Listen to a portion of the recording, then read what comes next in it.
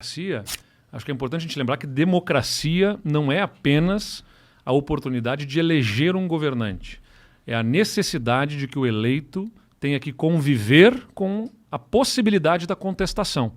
Entendeu? Então, a maioria elege e os que não elegeram sabem que vão ter liberdade para criticar, contestar em diversos fóruns. Onde? No parlamento, no judiciário, na imprensa, né? E depois nas urnas. Aí o que a gente vê no Brasil hoje? O presidente da República ataca, o presidente Bolsonaro, todos esses espaços de contestação. Ele ataca o judiciário, ele ataca o parlamento, ele ataca a imprensa e, diante da perspectiva de ele ser contestado pelo povo nas urnas, ele ataca as urnas. Então o que ele está fazendo, né?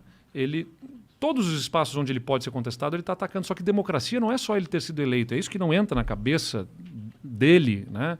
Por uma absoluta, talvez, incapacidade de... Ele é bem ignorante. Né? Mas assim, no mínimo não é democrático e tem uma dificuldade de entender o que é democracia, no mínimo, né?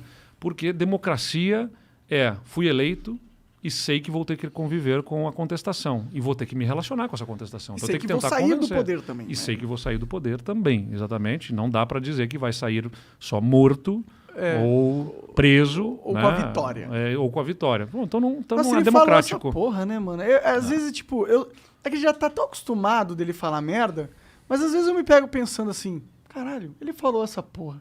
Ele é o presidente, ele falou essa porra. Que caralho. Então, assim, do ponto de vista... né, é uma irresponsabilidade, cara. Porque... Não, ele é uma criança no poder, mano, na minha visão. Isso causa prejuízo, porque é o seguinte, como eu falei, a dona Maria tá pagando gás mais caro também por causa disso, entendeu? Não é só por causa disso, mas também por causa disso. A gasolina tá mais caro também por causa disso. A perspectiva de crescimento econômico do país é menor também por causa disso, porque, como eu falei, tudo tem uma conexão. Pô, vamos lá. Eu vou ser patrocinador do Flow aqui. Só que eu não sei se o Flow vai...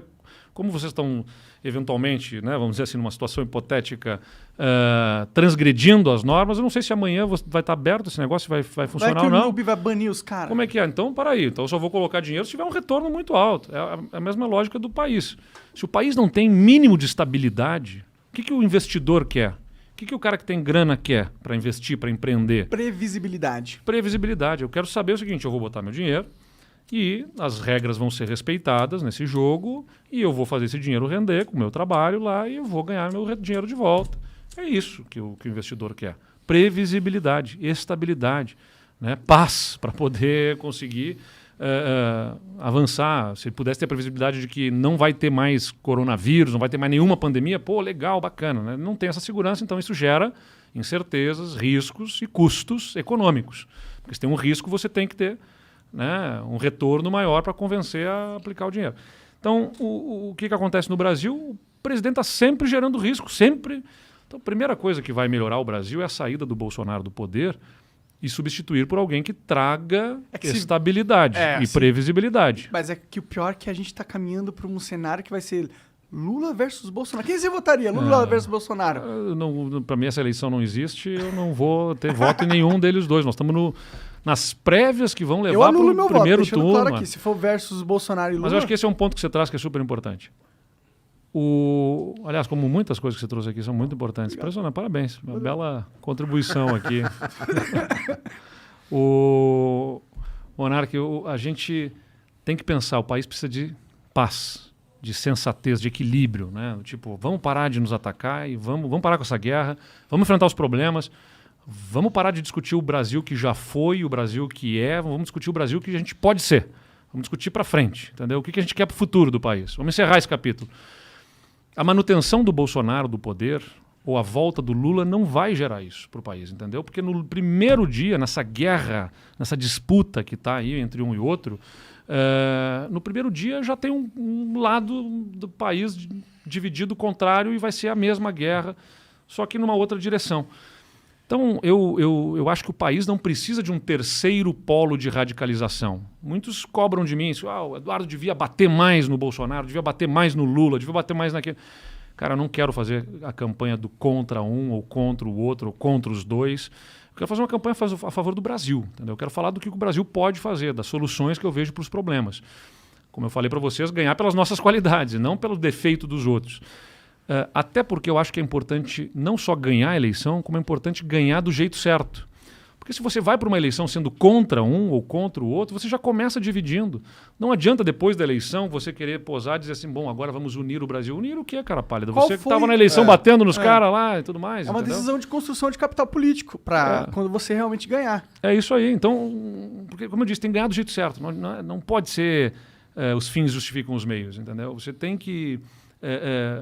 num país que está polarizado, que está dividido, você tem que promover essa união e conciliação desde o início.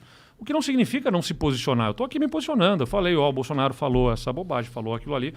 Mas não vou ficar fazendo palavras de ordem, ataques com frases e chavões e adjetivos só para poder conseguir um vídeo que na internet vai bombar e vai fazer uma grande repercussão, porque isso vai gerar um problema para o futuro, entendeu? Então, só que o problema é isso aí. A ponderação não rende likes e compartilhamentos, né? Ou seja, ser ponderado... Não rende, não vai fazer. Vai engajar. O que rende like é sentimento. Se eu usar um adjetivo aqui, se eu falar um palavrão pro Bolsonaro ou pro Lula, vai ter um alcance. Mas você tem que pegar o sentimento das pessoas. Mas aí que tá, as pessoas estão cansadas dessa guerra. Eu percebo isso. Eu sinto que boa parte do brasileiro, muita gente que nos assiste, eu tô... E é o meu sentimento. Então eu quero ir para a eleição com o meu sentimento. Se tem mais gente que, como eu, está cansada dessa guerra, que quer paz, que quer... tranquilidade, que quer poder ter um país que, né, acorde sabendo que eu não precise, terminar a amizade com meu pai. Cara, divisão nas famílias, divisão nos amigos, a pessoa não consegue mais ter diálogos, né, minimamente sensatos sobre os problemas do país, porque já, se você fala de um jeito, se você botou verde e amarelo, você já é atacado, se tiver vermelho já é xingado. Isso é irracional, né? Como eu falei para vocês, você tem que se colocar no lugar do outro, tem que ter mais empatia. As pessoas têm razões para terem visões de mundo diferentes, elas cresceram num contexto, numa circunstância, foram levadas a pensar de um jeito. E como eu falei, nessa guerra de um contra os outros, a inflação está aí, o desemprego está aí. Todo mundo perdendo.